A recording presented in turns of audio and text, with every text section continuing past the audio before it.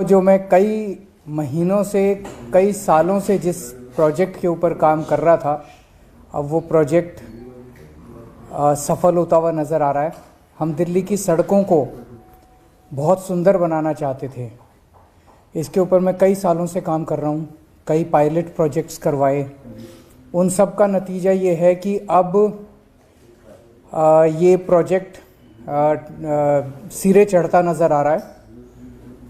इसके तहत दिल्ली के सबसे पहले हम 1400 किलोमीटर पीडब्ल्यूडी की जो सड़कें हैं, 45 फुट से चौड़ी जो सड़कें हैं, यानी कि 18 मीटर से ज़्यादा चौड़ी जो सड़कें हैं, वो 1400 किलोमीटर सड़कें हैं। ये 1400 किलोमीटर सड़कें पीडब्ल्यूडी के कंट्रोल में आती हैं, पीडब्ल्यूडी के जुरिस्डिक्शन में आती हैं।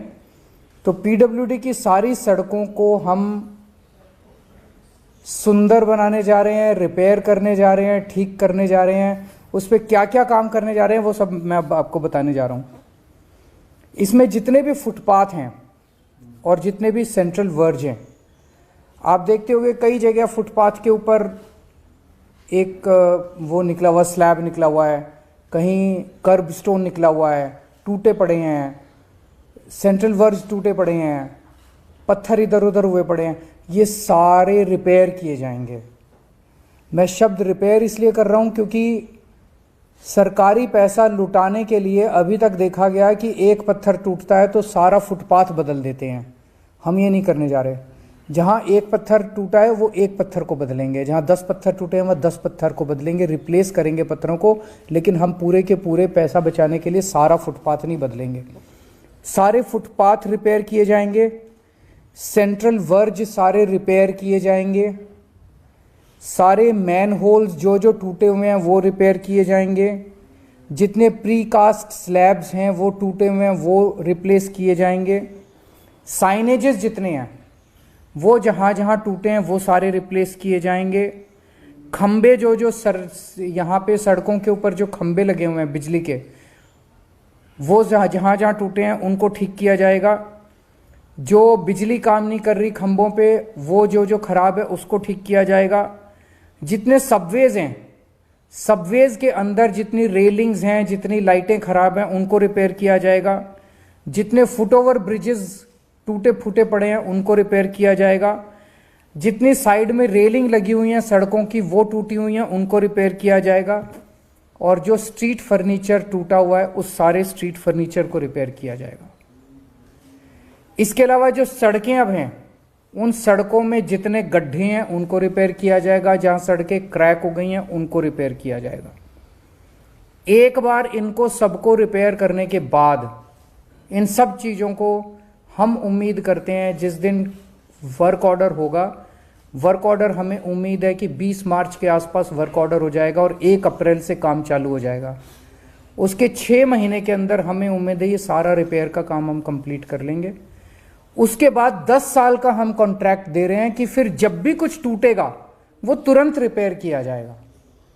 उसके लिए फिर नया कोई कॉन्ट्रैक्ट देने की जरूरत नहीं पड़ेगी, नया कोई वो देने की जरूरत। अगले 10 साल का कॉन्ट्रैक्ट दे रहे हैं कि फिर कोई भी ब्रिज पे कुछ टूटा, फुटपाथ पे कुछ एक पत्थर टूटा, कहीं कुछ टूटेगा, तुरंत 24 घंटे के अंदर उसको रिप्लेस किया जाएगा, उसको रिपेयर किया जाएगा, ताकि हमारी सड़कें हमेशा चमकती और सुंदर नजर आएं।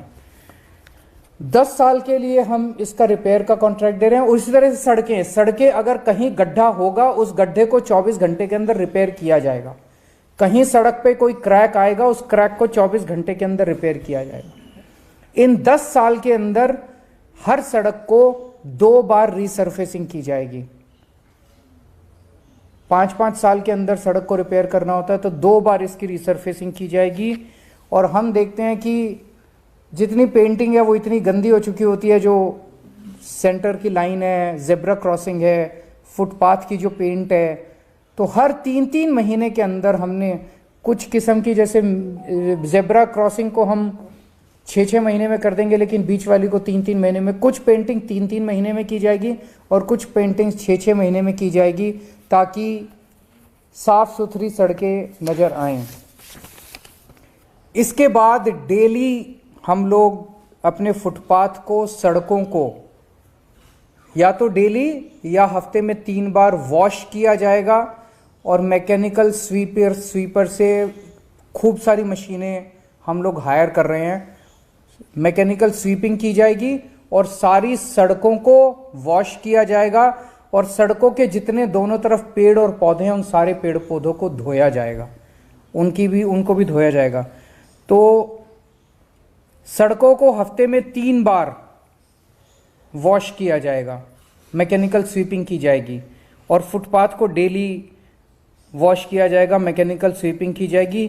डीप स्क्रबिंग की मशीनें लेके आ रहे हैं, ताकि जितना उसमें जमा हुआ कचरा है सड़कों के ऊपर उसको भी हम खींच सके। तो डीप स्क्रबिंग की जाएगी। लिटर उठाने के लिए, जो कूड़ा सड़कों पे फैला रहता है उसको पिकअप करने के लिए भी मशीनें लाई जा रही हैं। उन मशीनों से सारा मलबा साफ किया जाएगा और सारा लिटर साफ किया जाएगा। जितनी रेलिंग्स हैं सड़कों के दोनों तरफ, उन सारी रेलिंग्स को साफ किया जाएगा, उनको धोया जाएगा पानी से। मैकेनिकल स्वीपिंग के लिए हम 100 से ज़्यादा मैकेनाइज्ड रोड स्वीपर्स हायर करने जा रहे हैं। 100 मैकेनाइज्ड रोड स्वीपर्स हायर करने से हमारा अनुमान यह है कि हर दूसरे या हर तीसरे दिन सड़क को साफ किया जा सकता है। 150 से ज़्यादा टैंकर्स और स्प्रिंकलर्स हायर किए जा रहे हैं। तो जो पीडब्ल्यूडी की सड़कें हैं, 1400 किलोमीटर सड़कें, इन सड़कों के ऊपर इन 150 स्प्रिंकलर्स से डेली सड़कें धोई जाएंगी, और सड़क के दोनों तरफ जो पेड़ पौधे हैं उनको धोया जाएगा। 250 के करीब एंटी स्मॉग गन्स कम स्प्रिंकलर्स को हायर किया जा रहा है। हमारी दिल्ली में 250 वार्ड हैं, 250 मशीनें हायर की जा रही हैं, तो एक वार्ड में एक मशीन दे दी जाएगी। ये उन वार्ड्स के अंदर, जैसे मैंने कहा 150 मशीनें ऊपर हायर कर रहे हैं, वो पीडब्ल्यूडी की सड़कें। जो नॉन पीडब्ल्यूडी की सड़कें हैं, जो छोटी छोटी सड़कें हैं, उनके लिए हम 250 मशीनें हायर कर रहे हैं। वो उन छोटी मशीन सड़कों को धोएंगे और उनके दोनों तरफ जो पेड़ पौधे हैं उनको भी धोएंगे। ये भी 10 साल के लिए हम कॉन्ट्रैक्ट देने जा रहे हैं। 10 साल के लिए कंपनीज को धोने के लिए, फुटपाथ और सड़कें धोने के लिए, साफ करने के लिए, मैकेनिकल स्वीपिंग के लिए दिया जा रहा है। हमें उम्मीद है लगभग 10,000 किलोलीटर पानी डेली इसके लिए ज़रूरत पड़ेगी, दिल्ली की सारी सड़कें और फुटपाथ धोने के लिए। जो जल बोर्ड का जो सीवेज ट्रीटमेंट प्लांट से जो पानी निकलता है, अभी हम उसको यमुना में बहा देते हैं, वो इसके धोने के, सड़कों को धोने के काम आ जाएगा। डेली बेसिस पे सड़कों के दोनों तरफ हम देखते हैं कि पोस्टर, बैनर उलट सुलट गंदी पड़ी हुई है दिल्ली, इसको डेली हटाया जाएगा। जहां भी कोई भी पोस्टर बैनर आएगा उसको डेली बेसिस पे उसको हटाया जाएगा।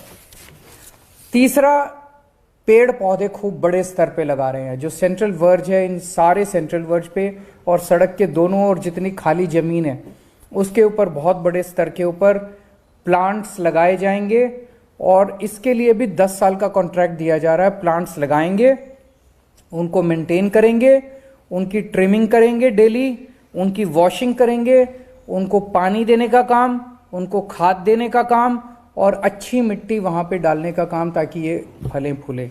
इसके लिए भी 10 साल का अलग से कॉन्ट्रैक्ट दिया जा रहा है। अगले 10 दिन के अंदर कैबिनेट से ये प्रपोजल, सारे के सारे प्रपोजल पास हो जाएंगे, और 1 अप्रैल से मैं उम्मीद करता हूँ कि ये सारा काम दिल्ली में शुरू हो जाएगा। ये काम तब चलेगा जब इसकी मॉनिटरिंग सख्त होगी। अगर अभी तो हम बड़े प्लान तो बना सकते हैं, तो थर्ड पार्टी मॉनिटरिंग का इसमें वो डाला गया कि थर्ड पार्टी मॉनिटरिंग करेगी, जिसके ऊपर पास व्हीकल्स होंगे, व्हीकल्स पे कैमरा होंगे, वो लगातार पूरा दिन दिल्ली में कई सारी ऐसी व्हीकल्स चलती रहेंगी, और वो कैमरा से वो कैप्चर करती रहेंगी कि कहाँ कितना काम हो रहा है, कितना काम नहीं हो रहा है। और पेमेंट जो है, हैवी पेनल्टीज डाली गई हैं एग्रीमेंट के अंदर, कि अगर कहीं किसी भी तरह की कमी नजर आई तो उस कॉन्ट्रैक्टर के ऊपर हैवी पेनल्टीज डाली जाएंगी। और ये सारा का सारा सिस्टम जो है वो डैशबोर्ड के ऊपर होगा, ताकि रिमोटली सारी इस चीज को मॉनिटर किया जा सके। बहुत सख्त सर्विस लेवल वो बनाए गए हैं पैरामीटर्स, उन पैरामीटर्स की कांस्टेंट मॉनिटरिंग होगी।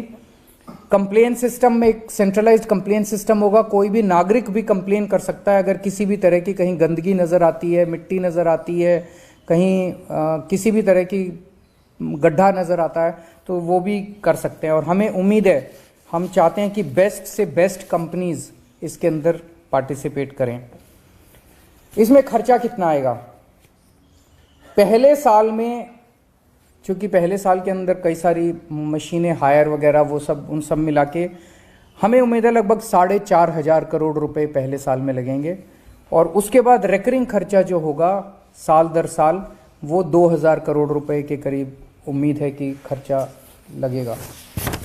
ये पहली चीज़ थी। दूसरी, दिल्ली के ट्रांसपोर्ट सेक्टर में अब बसें भी हमने काफ़ी खरीद ली हैं, मेट्रो भी अच्छी चल रही है। लास्ट माइल कनेक्टिविटी एक बहुत मेजर मुद्दा बना हुआ है। किसी भी नागरिक के लिए लास्ट माइल कनेक्टिविटी और उसकी सेफ्टी लास्ट माइल पे ये बहुत इंपॉर्टेंट है। उसके लिए हम ई स्कूटर्स लेके आ रहे हैं और इसको हम द्वारका के एरिया में एक पायलट प्रोजेक्ट करने जा रहे हैं। द्वारका के क्षेत्र में लगभग 10 मेट्रो स्टेशन हैं, कई सारे बस स्टॉप्स हैं। द्वारका में 250 लोकेशंस के ऊपर 1,500 ई स्कूटर्स प्रोवाइड किए जाएंगे।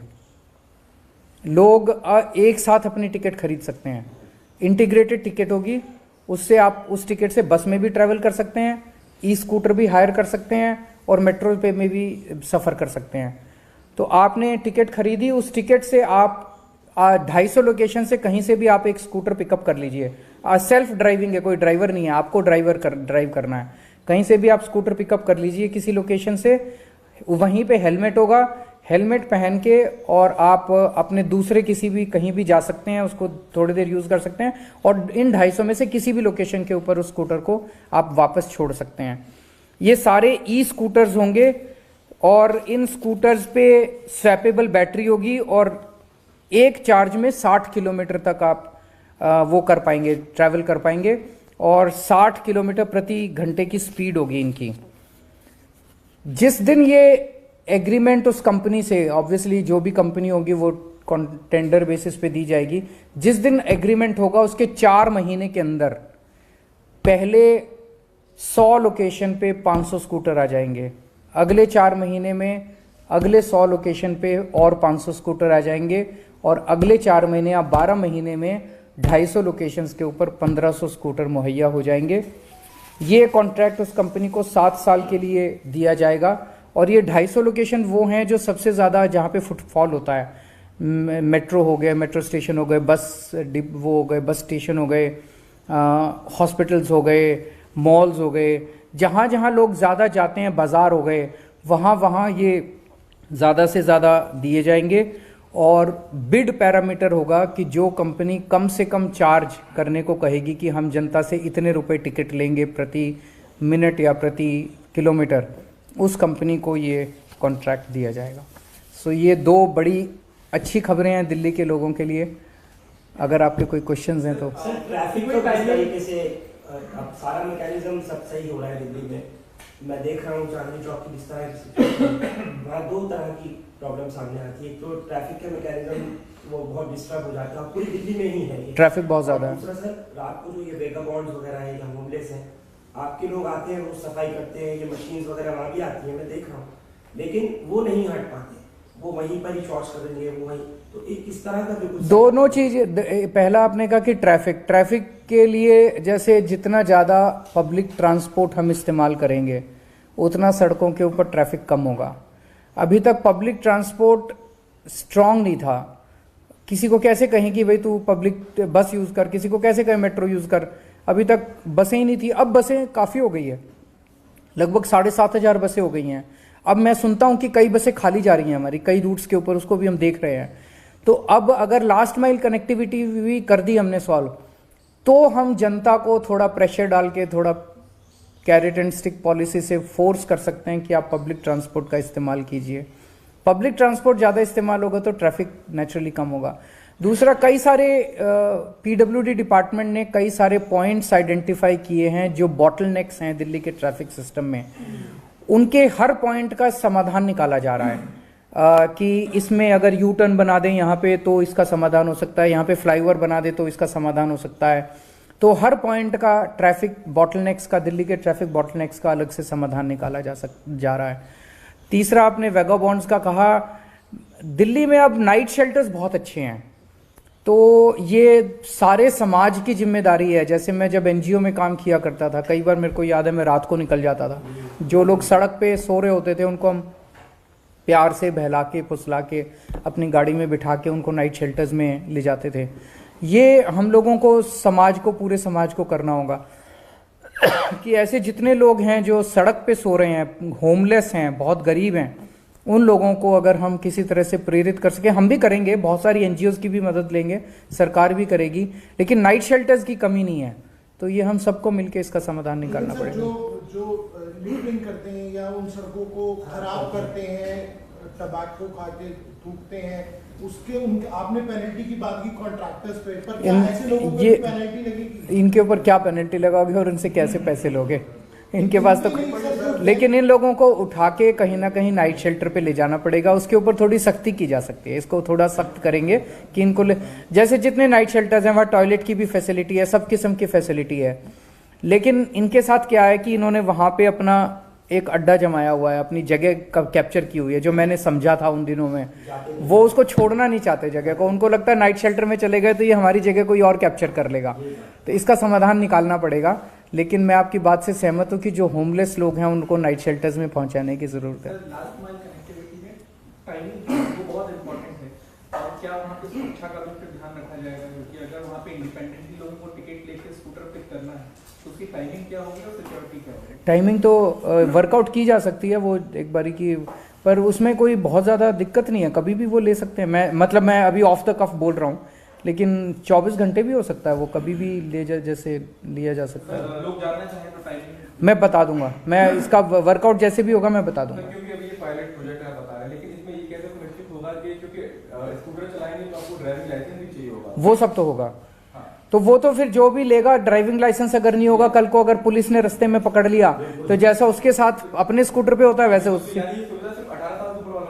नेचुरली वो सारे ट्रैफिक के नियम तो लागू होंगे। ये क्या स्कूटर जो आपने बताया द्वारका के लिए, क्या आने वाले समय में केवल वहीं रहेंगे या फिर? नहीं, इस एक्सपेरिमेंट के बाद अगर ये सक्सेसफुल होता है, ये पायलट प्रोजेक्ट है, तो पूरी दिल्ली में इसको कर देंगे। फिर सर, एलजी साहब ने आपको मुलाकात के लिए बुलाया, हालांकि आप कल थे नहीं। मैं उनका शुक्रिया अदा करता हूं कि उन्होंने मुलाकात के लिए बुलाया। कल मैं पंजाब गया हुआ था, पहले से डिसाइडेड था प्रोग्राम, अब जब भी अगला टाइम वो देंगे हम जाएंगे।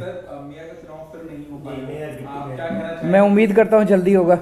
सर, मुगल गार्डन का नाम बदल दिया है सरकार ने, इसे किस तरह से देखते हैं? कोई, चलिए अब क्वेश्चन खत्म हो गया मुझे लगता है। Thank you.